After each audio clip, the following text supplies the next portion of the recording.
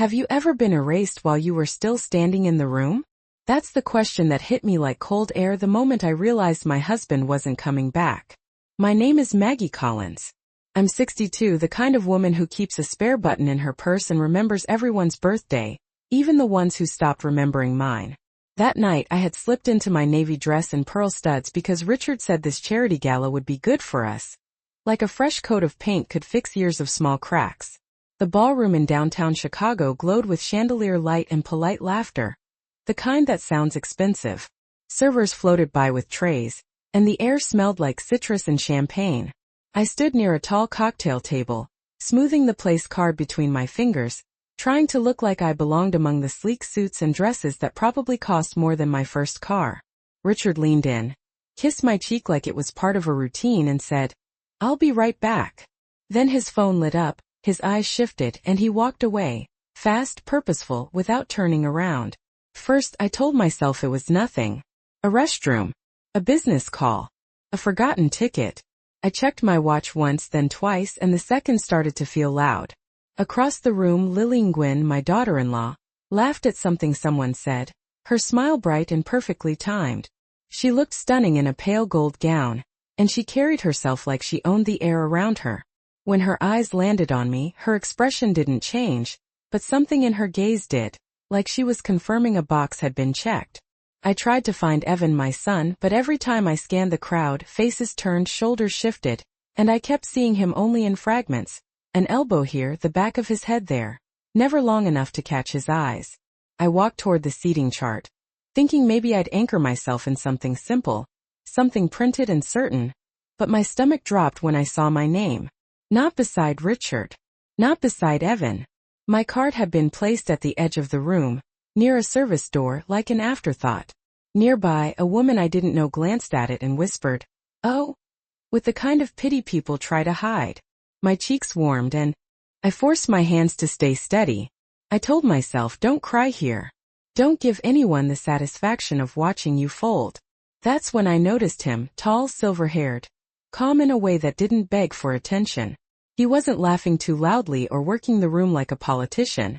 He was simply watching, and somehow I knew he was watching me. He started walking in my direction with the quiet confidence of someone who didn't need permission.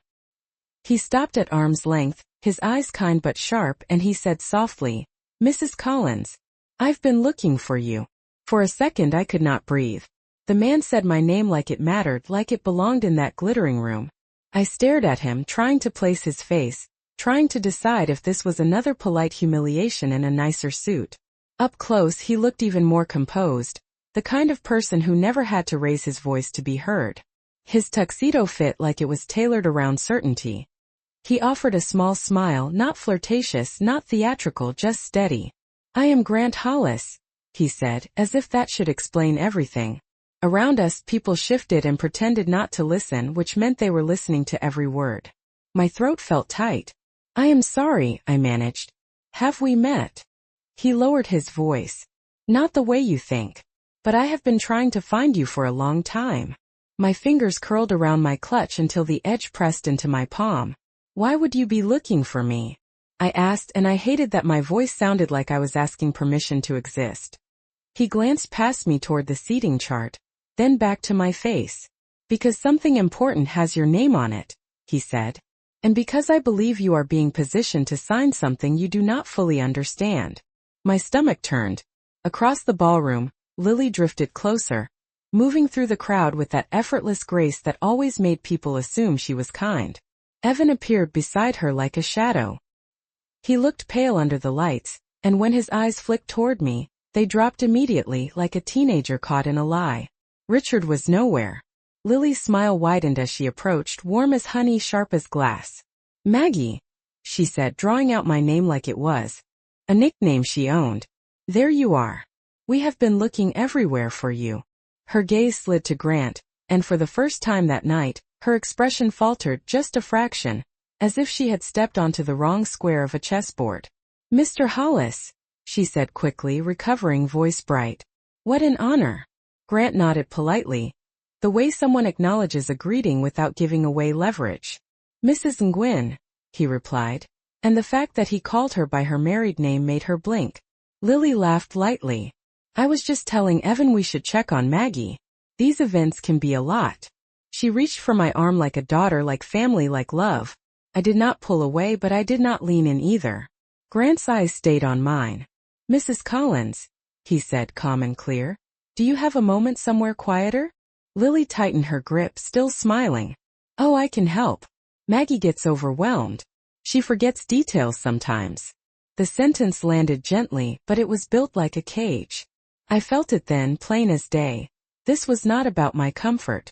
This was about control. I straightened my shoulders and lifted my chin, the way my mother taught me when someone tried to make me small. I do not forget, I said, soft but firm. And I can speak for myself. Evan swallowed hard. Lily's smile stayed in place, but her eyes cooled. Grant did not rush me. He simply waited, as if he already knew I would choose my own side. I let Lily keep her hand on my arm for one more second, long enough to feel how carefully she was holding me, not like family but like a handle. Then I eased my sleeve free with the smallest twist, the same way you slip a ring off when your fingers swell in summer. I will be fine, I said, and I meant it in a way that surprised even me.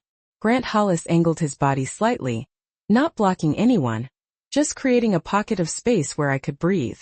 There is a side corridor by the sponsors' lounge, he said. It is quieter. 2 minutes.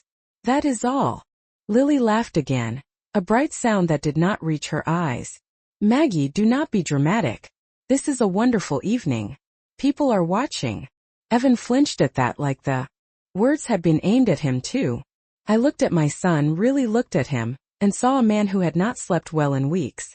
His tie was perfect, but his jaw was tight. Evan, I said, and kept my voice gentle. Where is your father? Evan opened his mouth, closed it, then finally said, he is handling something. He will be back. It sounded rehearsed. Lily slipped closer to Evan, her fingers brushing his wrist, subtle as a reminder. Grant did not interrupt.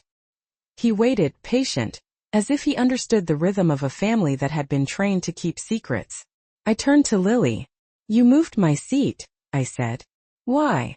Lily's expression stayed smooth. Oh honey, seating is complicated. The committee did it.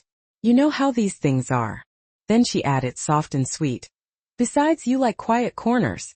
It is more comfortable for you. The lie was not loud. It was worse than loud. It was dressed in concern. Grant's gaze flicked to the place cards in my hand. May I? He asked. I handed them over.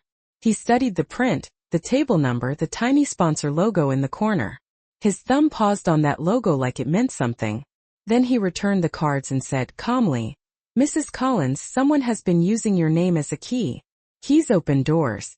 Sometimes they open vaults. My stomach tightened again, but this time I did not let it show. I had been a mother for decades. I knew what panic looked like from the outside, and I knew how to swallow it. What kind of door? I asked. Lily cut in quickly. Grant, is it? I am sure you mean well, but Maggie has had a long year. She gets anxious about paperwork. Richard and I handle the big things. The words hit a sore place on purpose. Handle the big things. As if I had not handled a home, a career, and a family while everyone else chased their wants. Grant's voice stayed even. Then you will not mind if Mrs. Collins hears information directly. Lily's smile sharpened. Of course not, she said. We have nothing to hide. But her eyes darted toward the hallway, and in that quick glance I caught the real message. Richard was not lost.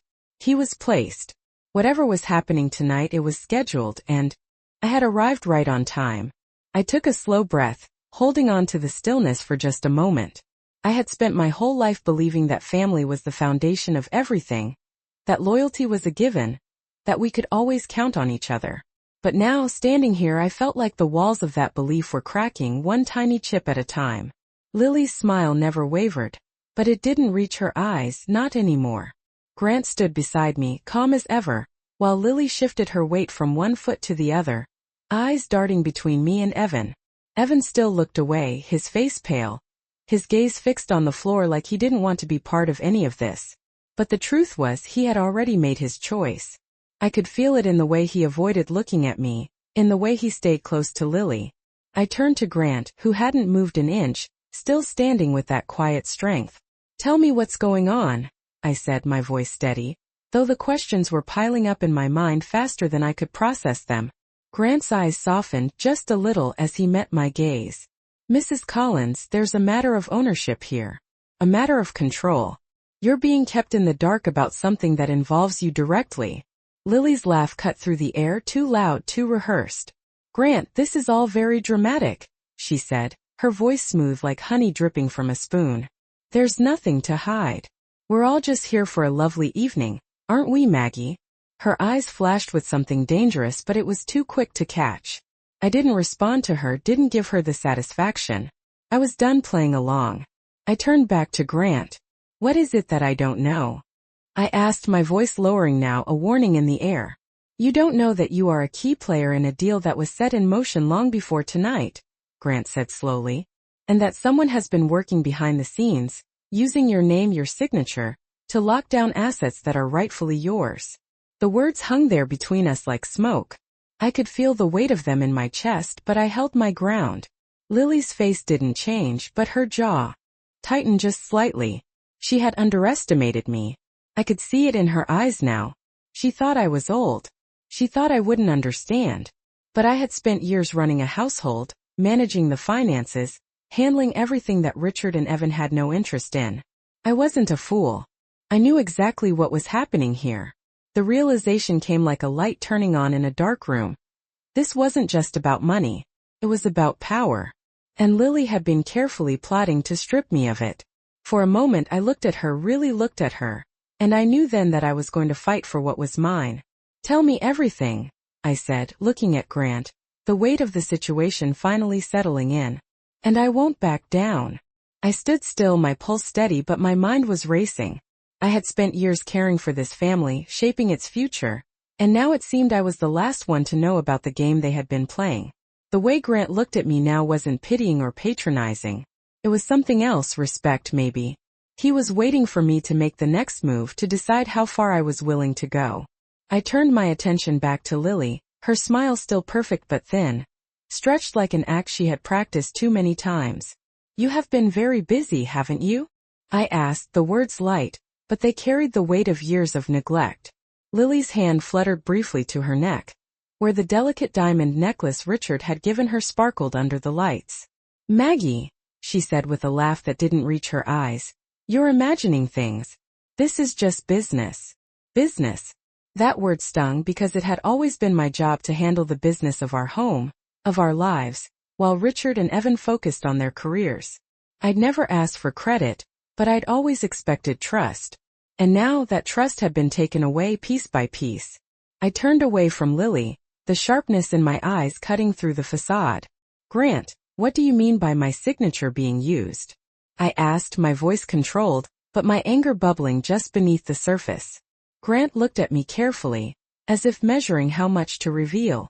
There's a trust, a set of assets in your name tied to your personal accounts. It's been set up for decades, but it's only recently that someone started trying to manipulate it. Lily and Richard have been working together, using your name to make decisions without you knowing. The words hit me like cold water. I had been the one who helped Richard with the finances, who managed our home with care. But now it seemed everything I'd done had been erased. And the worst part? My own family had been behind it. I clenched my fists, fighting the urge to lash out. So this has all been about money, hasn't it? I said, my voice quieter now, the betrayal sinking in. Grant nodded slowly. It's about more than that, Mrs. Collins. It's about control, about owning what was always yours to begin with. And now they want to lock it all up without you even knowing. I stood there, letting the words sink in. I could feel the weight of the years we had spent building our lives together. All the sacrifices, all the trust, slipping through my fingers like sand. And then I made a decision. I wasn't going to stand by and let them take everything I had built. I turned to Grant. Do what you need to do, I said. I won't be their pawn anymore. Grant nodded once, as if my decision had already been written in stone. The tension in the air seemed to shift, and for the first time tonight I felt a flicker of control. I wasn't the one being manipulated anymore. I wasn't just the overlooked mother, the forgotten wife.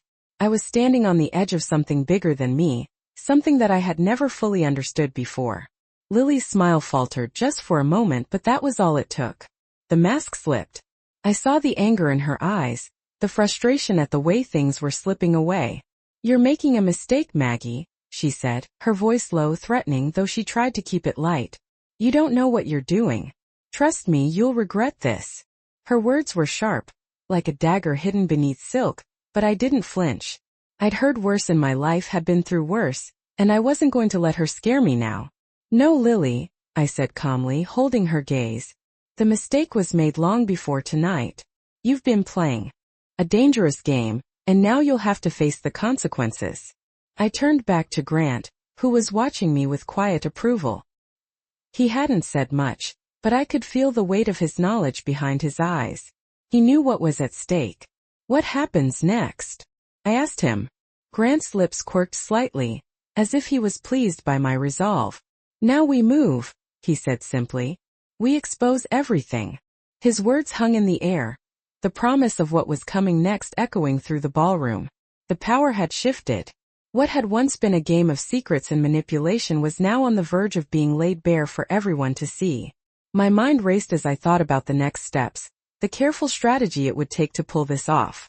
I could already feel the weight of it settling on my shoulders. But I wasn't backing down. Not now, not ever. I glanced over at Lily again, whose eyes were narrowed, her hands clenched at her sides.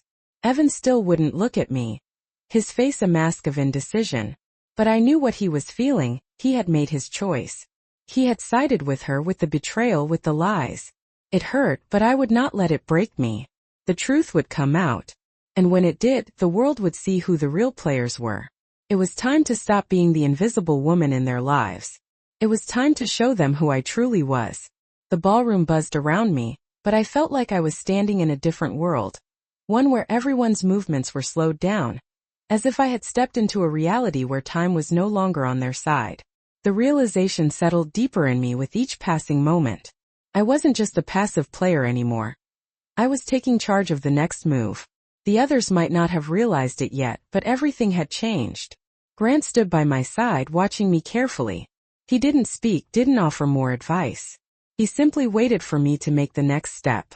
It was clear that he was a man who believed in letting others find their own strength, and I was beginning to understand why he had approached me in the first place. His eyes told me everything. I wasn't alone in this, but it was up to me to move first. Lily was still close by, her smile now a thin, brittle line, but she was pretending. I could see it in her stiff posture and the way she kept glancing around the room, hoping someone would step in, that someone would make her the center of attention again. But no one did. The silence between us grew heavy. I took a deep breath and finally turned toward her, determined not to let her play the victim anymore. "You thought I would never find out, didn't you?" I asked, my voice calm but sharp. She opened her mouth, probably to throw some rehearsed excuse my way, but I cut her off before she could speak. "You've been using me, using my name to build your empire. All while pretending to care about me, about this family. You've been playing a game that you thought you would win, but it's over now." Lily's eyes flashed with panic, but she quickly masked it with a forced chuckle. "Maggie, you don't understand. This is all for the family, for us," she said, but I could see the cracks starting to show. The charm she had once worn like armor was slipping, revealing the cracks in her facade. I could feel the weight of the truth settling in the room like a thick fog. "No, Lily," I said, my tone firm. "This wasn't for the family. This was for you. And now the truth is out. You can't hide anymore."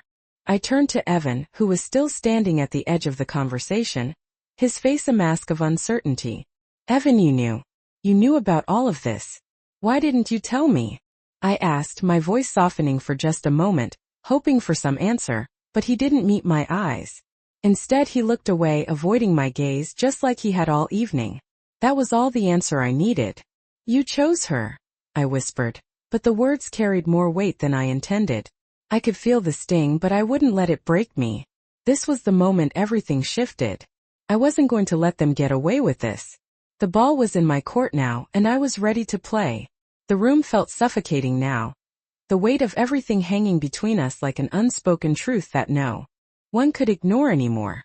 Lily stood there, her hands now folded tightly in front of her, trying to maintain her composure, but the cracks were showing. She was unraveling bit by bit and she knew it. The silence stretched on, and I could feel Evan's discomfort radiating from across the room. He was caught between us, but he had already chosen his side, whether he realized it or not. I turned to face them both, my mind clear, my resolve stronger than ever. You can't hide behind your lies anymore, I said, my voice steady, almost cold. It's all coming to the surface now, whether you like it or not. Lily opened her mouth to respond, but nothing came out. I could see the panic starting to spread across her face, as the reality of what was happening set in. She had been so sure of herself, so confident that she could control everything. But now it was slipping through her fingers. She glanced at Evan, silently pleading with him to do something, to intervene, but he just stood there, frozen. He knew what had happened, and deep down he knew what side he was on. Why are you still standing there, Evan? I asked, my voice softer now, almost a whisper, but it carried more weight than I intended. You knew this was happening. You saw everything. And yet you did nothing. His eyes flicked up to meet mine, and for a brief moment, I thought I saw regret in them, but it quickly faded, replaced by a mask of indifference. I didn't know it would get this far, he muttered, his voice weak. His shoulders slumped as if the weight of his decisions had finally hit him. But you knew, Evan.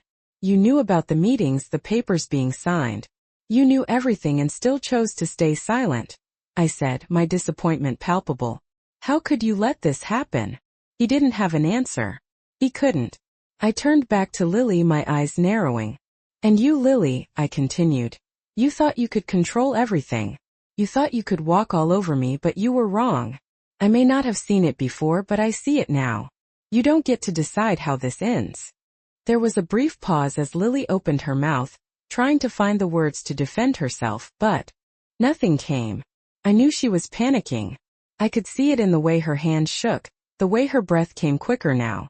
I wasn't afraid of her anymore. I was done being afraid. You thought you could break me, I said quietly but firmly. But you can't. I won't let you. Lily's eyes flashed with anger. But there was something else behind them too. A hint of fear. For the first time in a long while, I wasn't the one on the defensive. I had nothing to fear anymore. I was ready for whatever came next. And I knew deep down this was just the beginning of something much bigger. Something I was finally in control of. The silence stretched on, thick and suffocating. Lily stood there, her face pale, her hands gripping her clutch so tightly her knuckles were white. Evan shifted uncomfortably beside her, avoiding my gaze, but it was clear now. He wasn't just avoiding me, he was avoiding the truth. I took a deep breath, the weight of the moment settling in. I had made it this far. I had uncovered the lies, faced the betrayal, and now I was standing on the edge of something that would change everything. It's over, Lily, I said, my voice steady and final. You've played your game and you lost. Lily opened her mouth to argue, to say something, but I raised my hand to stop her. No more lies, I added, my words cutting through the air. No more pretending. You've manipulated everyone around you, but you won't manipulate me anymore. She stood there, silent now, her facade cracking under the weight of my words. For a brief moment I saw the woman she truly was. Desperate, cornered and afraid. I did what I had to do, Lily said, her voice trembling now. I was trying to protect our future. I thought I was doing what was best for us. I shook my head. You were protecting yourself, not us. And you were willing to destroy everyone else in the process. The truth hung in the air, and for the first time I saw it land on her. She wasn't invincible. She wasn't the one in control anymore. Evan finally spoke, his voice barely above a whisper. Mom, I didn't know. I didn't know how far she would go. His words were weak, apologetic, but they didn't change the fact that he had chosen his side. I looked at him, my heart heavy but my resolve unwavering. It doesn't matter, Evan. You knew enough to stay silent. That's all I need to know. For a long moment we just stood there, the weight of the situation pressing down on us all. Then, as if a switch had been flipped, Lily turned away, her shoulders slumped. She didn't say another word. There was nothing left to say. I felt a sense of finality wash over me, the storm of betrayal that had raged for so long finally dying down. It was over. I had fought for what was mine and I had won. I turned to Grant, who had been standing quietly beside me. watching everything unfold. "Thank you," I said, my voice quieter now. "I don't think I could have done this without you." Grant smiled, his expression warm but calm. "You didn't need me to fight for you, Maggie. You've always had the strength to fight for yourself." His words settled deep in my chest, and for the first time in a long while I felt at peace. I had reclaimed my power, and I had done it on my own terms. The future was uncertain, but I was no longer afraid. Whatever came next, I knew I was ready. And as I walked away from the ballroom, the weight of everything lifted, replaced by a quiet confidence. The woman I had been before this night was gone, and the woman I was becoming, the one who would take control of her own destiny, was just beginning to emerge.